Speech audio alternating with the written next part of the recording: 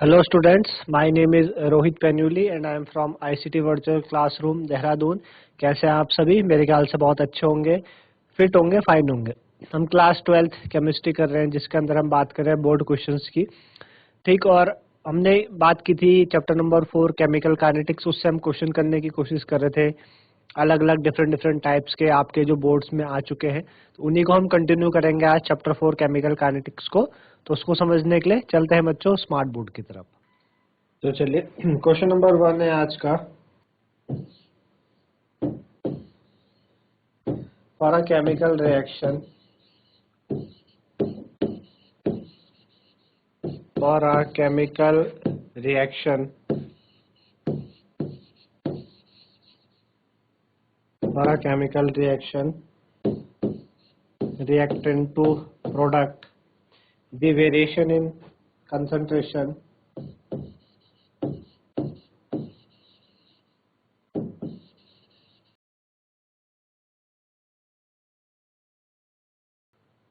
variation in the concentration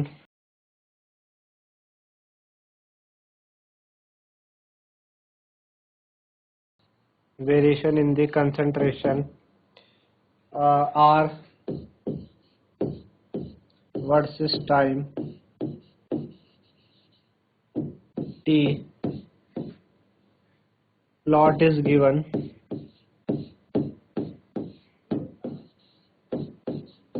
plot is given। पहला question पूछा है, predict the order of reaction, predict the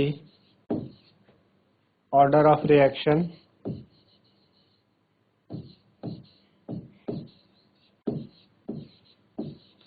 predict the order of reaction। और second पूछा है, what is the slope of the curve,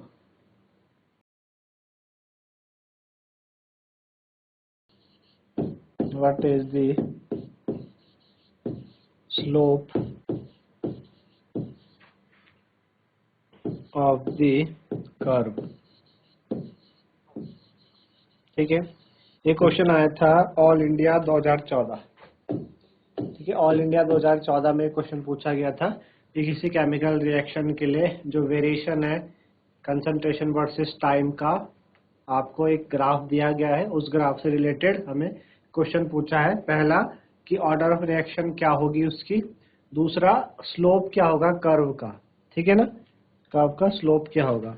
तो इस तरीके से हमें कर्व दिया है, ये किसके बीच में हमें दिया, कंसंट्रेशन वर्सेस टाइम के बीच में हमें ग्राफ दिया है।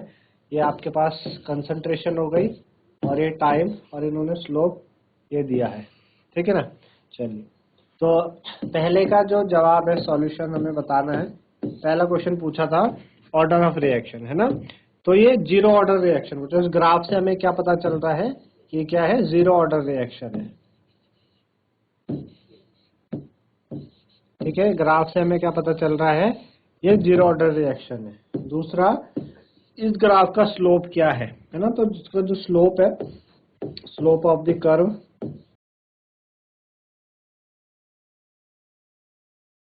वो कितना है, माइनस डायरेक्शन में जा रहा है, माइनस के हो जाएगा इसका कर्व। तो स्लोप हो जाएगा इस कर्व का, क्या हो जाएगा, माइनस के। ऐसा जा रहा है इस तरीके से, ठीक है ना, तो माइनस ये हो जाएगा आपके पास। तो इस तरीके से आप बता सकते हैं कि क्या है ये। ठीक है ना। चलिए अगला क्वेश्चन देखें। फॉर अ रिएक्शन,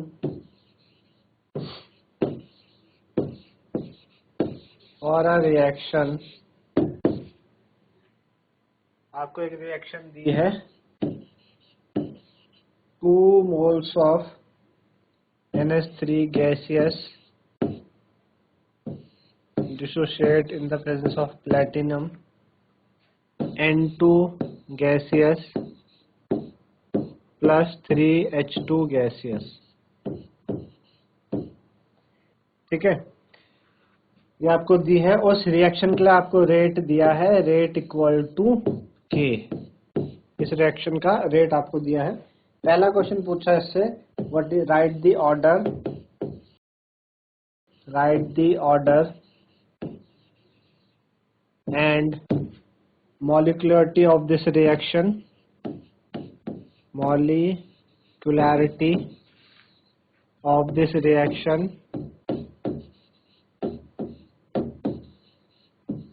ऑर्डर और मॉलिक्युलरिटी बतानी है इस रिएक्शन की, ठीक है ना।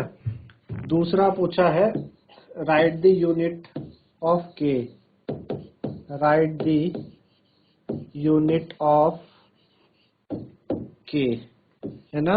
के की यूनिट बतानी, रेट कांस्टेंट की यूनिट बतानी इसके लिए, ठीक। और ये आया था आपके पास दिल्ली 2016 में, दिल्ली 2016 में क्वेश्चन पूछा गया। तो आप रिएक्शन और रेट को देख के बताओ कि ऑर्डर क्या है इस रिएक्शन का, है ना। तो आप देख पा रहे हो रेट एक्सप्रेशन आपको दिया है, रेट इक्वल टू के आपको दिया है, और कंसंट्रेशन में तो फर्क ही नहीं हो रहा है ना, है ना। कंसंट्रेशन तो हमें दी नहीं है रेट एक्सप्रेशन में, आप देख पा रहे होंगे कि रेट एक्सप्रेशन में हमें कंसंट्रेशन के इंडिपेंडेंट आपको रेट एक्सप्रेशन दिया है। मींस कि आपका जो रेट लॉ एक्सप्रेशन है, रेट ऑफ रिएक्शन है, वो आपकी कंसंट्रेशन पे तो डिपेंड ही नहीं कर रही, यानी किसी भी कंसंट्रेशन पे डिपेंड नहीं कर रही है, यानी कैसी ऑर्डर हो जाएगा, ये जीरो ऑर्डर रिएक्शन है ना, जीरो ऑर्डर रिएक्शन है ये। और मॉलिक्युलरिटी इसकी आप देखें कि NH3 के कितने मॉलिक्यूल्स यहाँ पे पार्टिसिपेट कर रहे हैं, 2 मॉलिक्यूल पार्टिसिपेट कर रहे हैं यहाँ पे, तो मॉलिक्युलरिटी इसकी कितनी हो जाएगी, 2, है ना। तो ऑर्डर कितना हो जाएगा, ऑर्डर आपका जीरो ऑर्डर रिएक्शन है, मॉलिक्युलरिटी हो जाएगी 2, मॉलिक्युलरिटी कितनी हो जाएगी, 2 हो जाएगी, है ना। अब आपको क्या बताना है, आपको बताना है क्या, आपको यूनिट बतानी है रेट कांस्टेंट की, है ना। तो जीरो ऑर्डर है ना, जीरो ऑर्डर आपको एक्सप्रेशन ध्यान होगा के इक्वल टू कितना होता है, मोल अपॉन लीटर की power 1 minus n second inverse. अब ऑर्डर आपका जीरो, यानी n की वैल्यू तो जीरो है ना, तो मोल अपॉन लीटर, ठीक है, 1 minus zero second in 1 minus zero 1 होती है, तो k की यूनिट कितनी आ जाएगी, मोल की पावर 1 अपॉन लीटर की पावर 1 सेकेंड इनवर्स। अब लीटर को आप ऊपर ले आओ तो mole litre inverse second inverse, ये आपकी यूनिट हो जाएगी उस रेट कांस्टेंट के लिए। आई बात समझ, तो ऐसे आप बता सकते हो, इस क्वेश्चन को ऐसे कर सकते हैं, ठीक है। चलिए तो नेक्स्ट क्वेश्चन करें। अगला क्वेश्चन क्या है, फिर आपको एक और रिएक्शन दिया है, for a reaction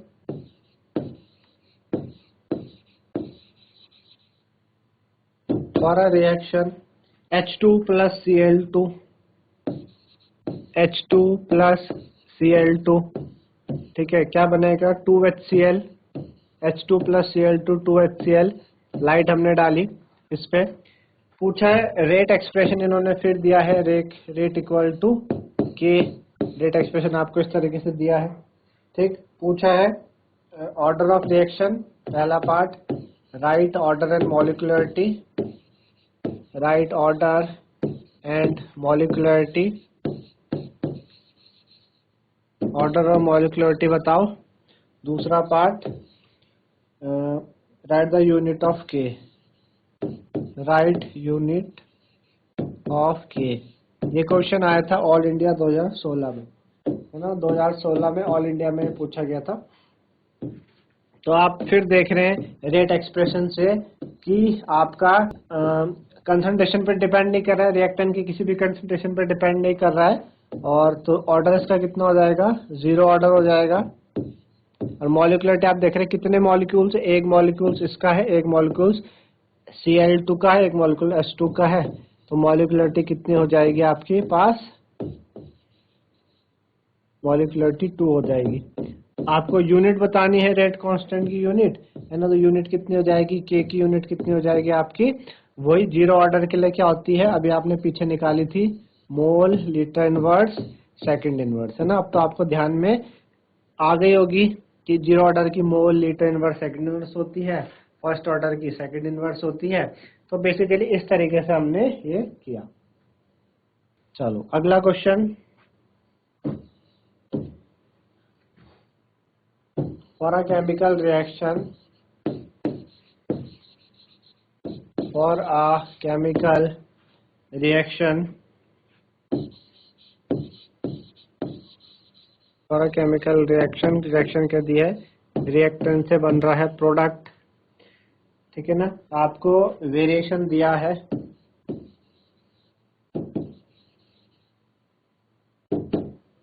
variation of log r versus time, ठीक है। तो पूछा है predict the order of reaction, predict the order of reaction,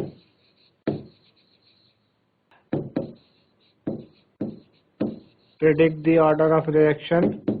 दूसरा पूछा है unit of rate constant, unit of rate constant. Order of reaction और यूनिट ऑफ रेट कांस्टेंट हमें पूछिए कितनी होगी, है ना। यह आया था कंपार्टमेंट 2017, कंपार्टमेंट दिल्ली 2017 में पूछा गया था क्वेश्चन, ठीक है।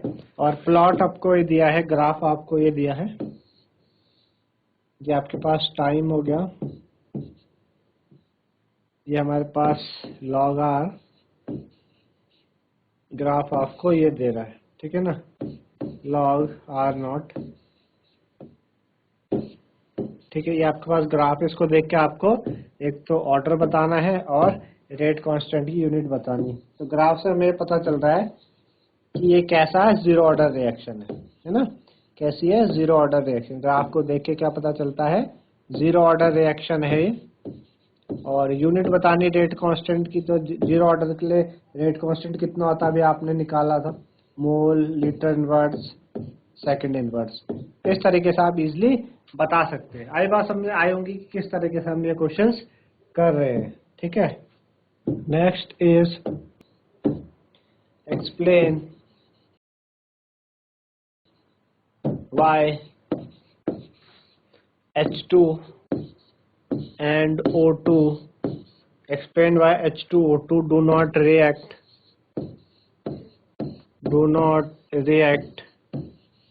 explain why H2 and O2 do not react at room temperature। H2 और O2 रूम टेम्परेचर में क्यों नहीं रिएक्ट करते।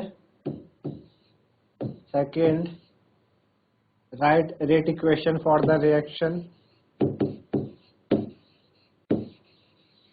write rate equation for the reaction,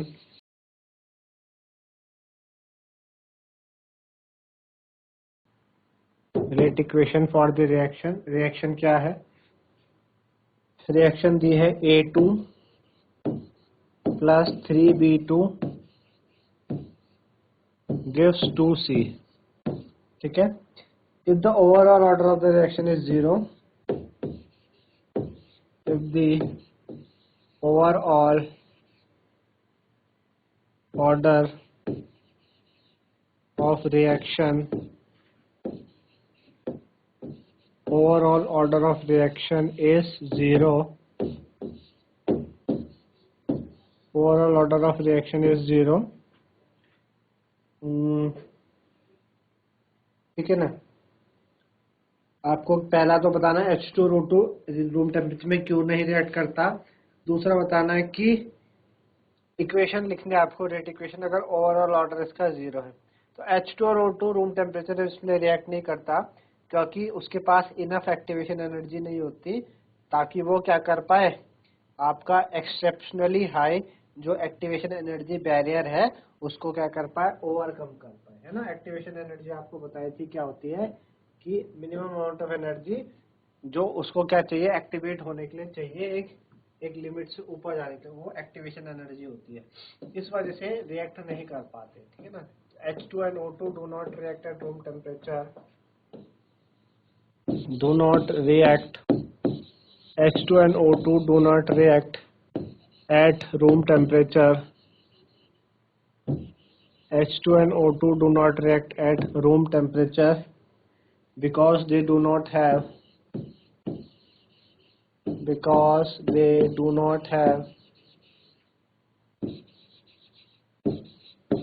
they do not have enough activation energy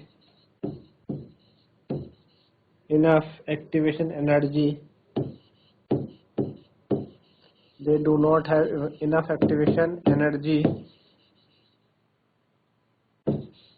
to overcome exceptionally high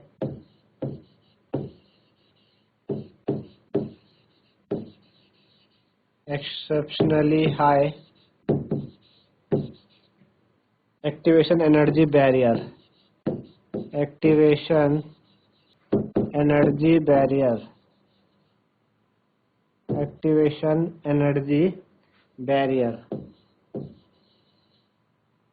ठीक है, इस वजह से। दूसरा पूछा है कि अगर आपके पास ये रिएक्शन दी थी आपको A2 plus B2 gives 3B2 gives 2C, ये रिएक्शन आपको दी है ना, ये रिएक्शन दी है, इसका हमें क्या बताना है, इसका हमको रेट इक्वेशन बताना है। अगर हमने बोला कि इसका ओवरऑल ऑर्डर क्या है, 0 है, तो कितना हो जाएगा, रेट इक्वल टू क्या आ जाएगा आपके पास, के ए की पावर 0 और बी की पावर 0, ठीक है ना, इतना आ जाएगा आपके पास। आप डायरेक्ट रेट इक्वल टू के भी लिख सकते हैं, समथिंग की पावर 0 1 होती है, तो बस बेसिकली ये आपके पास इसका जवाब हुआ। Derive integrated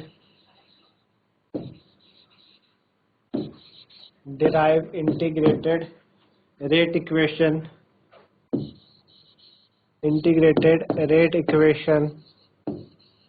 derive integrated rate equation for rate constant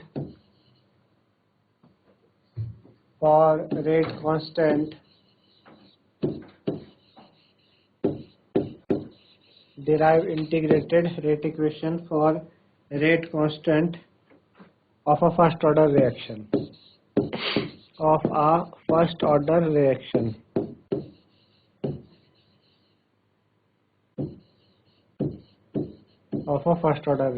ठीक है।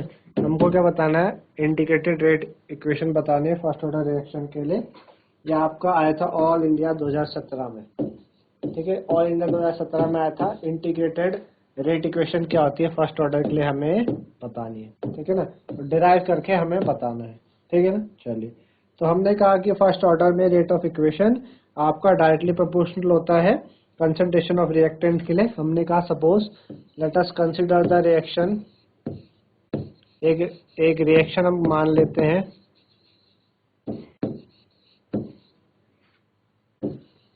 Let us consider a reaction, एक रिएक्शन हमारे पास क्या है कि हमारा आपको दिया है A और उससे बन रहा है B, प्रोडक्ट बन रहा है, ठीक है ना। चलिए, तो इंस्टेंटेनियस रिएक्शन रेट होगा, इंस्टेंटेनियस है ना, इंस्टेंटेनियस आपको बताया था एक एवरेज रेट होता है, एक इंस्टेंटेनियस मतलब एक पर्टिकुलर टाइम पे, एक पर्टिकुलर पीरियड ऑफ टाइम पे जो इंस्टेंटेनियस रेट होगा वो क्या होगा, ठीक है ना। इंस्टेंटेनियस रेट आपका कितना हो जाएगा और कैसे शो करते हैं, एक लेके आ जाएगा माइनस d/dt ऑफ A, है ना, इक्वल टू कितना, के, A के बराबर, यहाँ पे के क्या है आपका रेट कांस्टेंट है, ठीक है ना। तो इसको ऐसे लिख सकते हैं हम माइनस d/A, ठीक है, उधर dt था जो मैं उधर ले गया k के पास, k dt, और A को मैं इधर ले आया, ठीक है ना, A को मैं इधर ले आया, ठीक, इतना लिख सकते हैं। फिर हमने क्या करा, इसको इंटीग्रेट करा, ऑन इंटीग्रेट, आप जब इंटीग्रेट करोगे, इंटीग्रेशन ऑफ d/, ठीक है, इसका इंटीग्रेशन हमने किया, ठीक है ना, is equal to k dt, ठीक है। अब इसका इंटीग्रेशन आप करोगे तो क्या आ जाएगा, log a आ जाएगा, इसका माइनस तो बाहर आएगा, और इसका इंटीग्रेशन क्या आ जाएगा, log a इक्वल टू इधर आपके पास k, dt का कितना होता है आपके पास t, प्लस आपके पास i आ जाएगा कांस्टेंट, ठीक है ना, ये आ गया आपके पास i का इंटीग्रेशन कांस्टेंट है।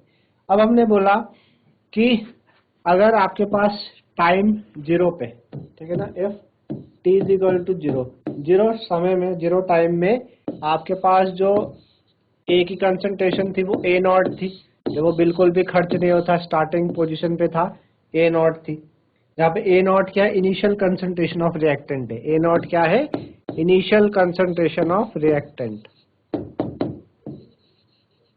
इनिशियल कंसंट्रेशन ऑफ रिएक्टेंट, ये आपकी क्या है, ए नॉट है।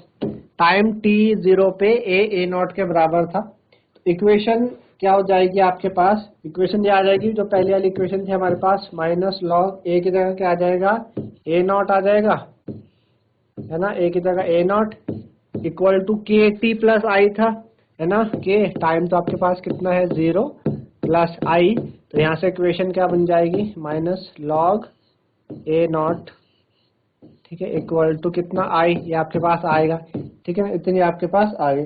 अब ये जो आई की वैल्यू है उसको आप सब्स्टिट्यूट कर दो, इसको हम मान लेते हैं इक्वेशन 2, और ये वाली आपके पास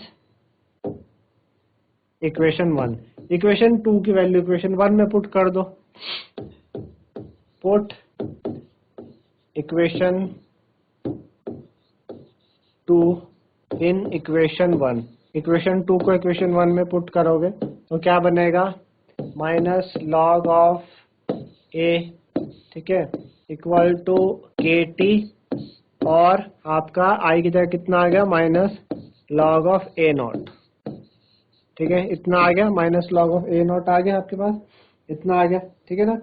चलिए अब मैं क्या करता हूँ, log minus log of A naught को इधर लाया, तो लॉग ऑफ ए नॉट, ठीक है, माइनस लॉग ऑफ ए, इतना आ गया, ठीक है ना, minus log of A not minus log A equal to K T आ जाएगा, ठीक है ना। लॉग ए माइनस बी क्या होता है, log A minus B, log A minus log A minus log B, log A upon B हो जाएगा, तो लॉग ए नॉट अपॉन ए आ जाएगा, इक्वल टू कितना, के टी, है ना, के टी आ जाएगा। अब मैं के की वैल्यू यहाँ से सब निकालता हूँ, तो टी इधर आ जाएगा 1 upon T log A naught initial concentration upon A, ठीक है, इतना आ गया आपके पास, ठीक है ना। ठीक, अब बस इसको हम और चेंज कर देंगे, इतना आ गया। फाइनली हमारे पास जो रेट इक्वेशन आती है वो कितनी आ जाती है आपके पास, क्योंकि लॉग बेस में रहता है 2.303 upon T log A naught upon A, है ना। तो ये क्या आपके पास क्या है, इसको इंटीग्रेटेड रेट इक्वेशन बोलते हैं फर्स्ट ऑर्डर के लिए। क्या है ये, integrated rate equation for first order, ठीक है ना। तो फर्स्ट ऑर्डर के लिए इंटीग्रेटेड रेट इक्वेशन आप इस तरीके से निकाल सकते हैं, है ना। आप देख पा रहे कि हमने क्या क्या किया, हमने एक सबसे फर्स्ट आपने एक रिएक्शन कंसिडर करी, ए से बी प्रोडक्ट तक। आपने कहा कि एक पर्टिकुलर टाइम पे यानी उसका इंस्टेंटेनियस रेट कितना हो जाएगा, minus D by D T of A equal to K A हो जाएगा, ठीक है ना। फिर हमने क्या किया, डी टी को उधर भेजा, ए को इधर लाया, इस तरीके से इंटीग्रेट किया। इंटीग्रेट करने पे माइनस डी ए बाई ए कितना हो जाएगा, लॉग ए, और डी टी का इंटीग्रेशन टी, के तो कांस्टेंट है, प्लस आई इंटीग्रेशन कांस्टेंट आ गया। अब हमने कहा किसी पर्टिकुलर टाइम टी अगर आप जीरो लेते हैं, टाइम जीरो पे ए सपोज क्या है, ए नॉट के बराबर है इनिशियल कंसंट्रेशन, आपने पुट किया, वहां से आई की वैल्यू आई हमारे पास, उस आई की वैल्यू को हमने इक्वेशन 1 में पुट किया। इक्वेशन 1 में पुट करने के बाद आपने पास ये आया, minus log of A equal to K T minus log of A not, minus log of A naught को आप इस तरफ लाए, लॉग ए नॉट प्लस में आ गया, minus log A equal to K T, log A minus log B आपका log A upon B होता है, तो log A naught upon A आया equal to K T, T को इधर भेजा, K equal to 1 upon T log A naught upon A, ठीक है ना। इसको थोड़ा और चेंज किया, और चेंज करने के बाद हमारे पास फाइनल इंटीग्रेटेड रेट इक्वेशन आई, K equal to 2.303 upon T log A naught upon A, है ना। तो इस तरीके से इंटीग्रेटेड रेट इक्वेशन आप इजिली क्या कर सकते हैं, फाइंड आउट कर सकते हैं। तो अगला क्वेश्चन करते हैं। अगला क्वेश्चन हमें दिया है, a first order reaction first order reaction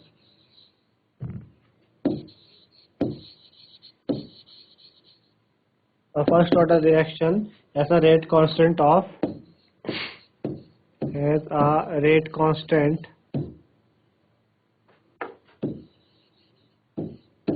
first order reaction has a rate constant of 0.0051 minute inverse. If we begin with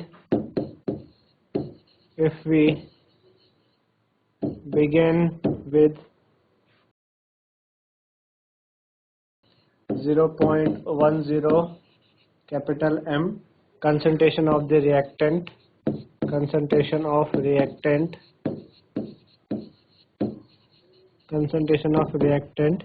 what will be the what concentration of reactant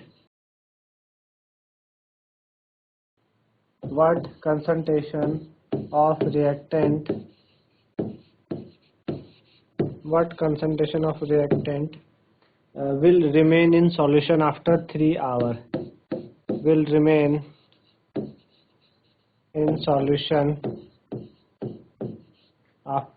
hours, after 3 hours.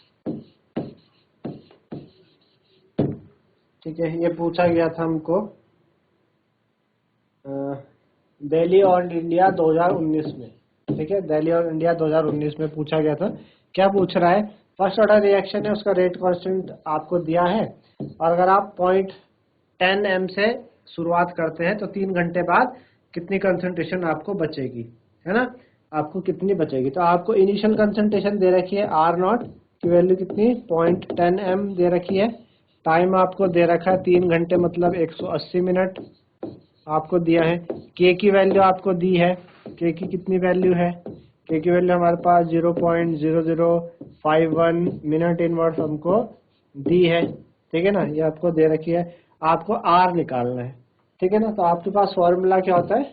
K equal to 2.303 upon T log R0 upon R या A0 upon A, कैसे कुछ भी ले लो आप।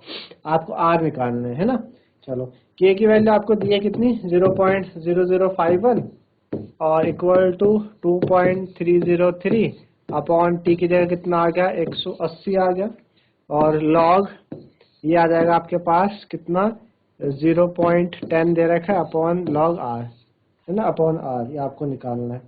तो हम ऐसे लिख सकते हैं log 0.10 upon R equal to 0.0051 into 180 upon 2.303 लिख सकते हैं ऐसे, है ना। यहाँ से आप डेसिमल हटाओ, नीचे 10 की पावर 1 2 3 4, यहाँ से हटाओ 10 की पावर कितना 3, है ना, 10 की पावर 3। तो 10 की पावर 3 और 1 4 और ये 4 कटा, बचा कितना 51 अपॉन 18 अपॉन 2303। ये आपके पास आया log 0.10 upon R equal to 51 into 18 upon 2303, है ना। इसको कैलकुलेट करोगे आप, ऊपर वाले को कैलकुलेट करोगे तो ये आ जाता है आपके पास 51 इंटू 18 918 अपॉन 2303, ठीक है ना। लॉग 0.10 अपॉन R, इसको आप डिवाइड करो 918 डिवाइडेड बाय 2303 0.3986, ठीक है ना, इतना आ रहा है 0.3986 आ रहा है, ठीक है ना। तो 0.10 अपॉन R, लॉग को उधर भेजेंगे तो एंटी लॉग हो जाएगा, एंटी लॉग ऑफ 0.3986 इसका एंटी लॉग हो जाएगा। अब इसका एंटी लॉग अगर आप निकालो लॉग टेबल से, आप एंटी लॉग इजीली निकाल सकते हो लॉग टेबल से। इसका आप एंटी लॉग निकालोगे तो ये आपके पास आएगा 2.503, एंटी लॉग लॉग टेबल से निकल जाता है। अब आपको R निकालना है, तो R कितना हो जाएगा, R की कंसंट्रेशन 0.10 अपॉन कितना 2.503। इसको कैलकुलेट करो तो कितना आ रहा है आपके पास 0.10 डिवाइडेड बाय 2.503 0.033 0.0399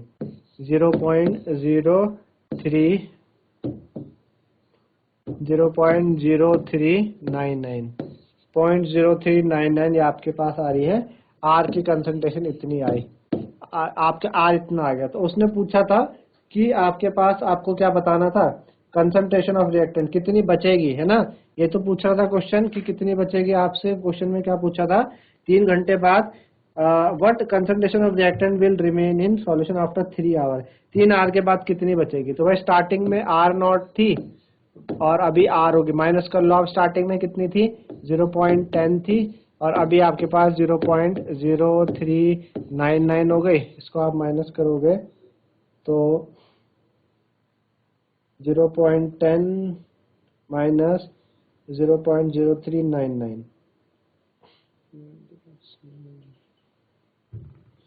नहीं चलिए। अच्छा, उसने कहा था कि कुछ 3 घंटे बाद कितनी बचेगी ना, 3 घंटे बाद तो आर नॉट हुई ना, तो ये आपकी मतलब 0.0399 आप 0.040 लिख सकते हैं, है ना। 0.0399 को क्या लिख सकते हैं 0.040, ठीक है ना। 040 कैपिटल एम। 3 घंटे बाद क्या हुई, ये वाली, ये आर कितनी, स्टार्टिंग में आर नॉट थी, कुछ समय बाद कितनी हो जाएगी, तो आर हो जाएगी ना 3 घंटे बाद, वो आपको बतानी थी, तो ये आ गई।